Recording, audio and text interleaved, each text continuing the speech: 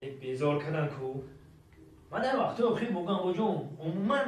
نمیفوره گفت داد خیلی دخترو ایش زنگ بزنن جوان خیلی زنگ بزنن خیلی یعنی من دیگه نمیفوره بیزار کردم حتی باشه دو تا باشه من دیگه پریزنم اچون نمیکنم دخترو را من خودم سعی کلافاس چکم کو زنگ بزنن تو جوان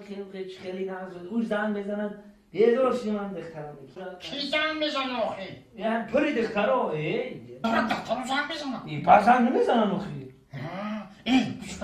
بیان نمونیات شبتی من دیویژنش کنم یه پرابلم آردم تلفن من پری دختره ولی من تو در دختر گم گیرک شو بدیم که خیلی گم زنی فهمی گل بیس میره انا دخترو انا بیا یاد شو بتونم انا بته تلفن یاد شو بتونم میره انا جونا انا حالا بدم میره گرام کدام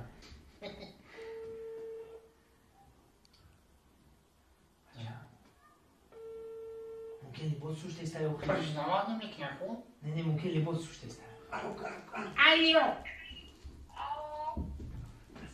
السلام علیکم سلام علیکم. میگم کی دختر خالش خیلی و فرد نشناختم. میگم نشناختم گپتوبتی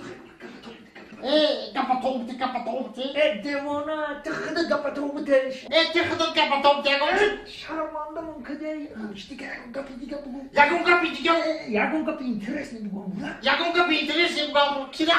اون دختر یکم گپی اینترس نمیگم گپ شو من گپ شو من بگم میگم که دختر خاله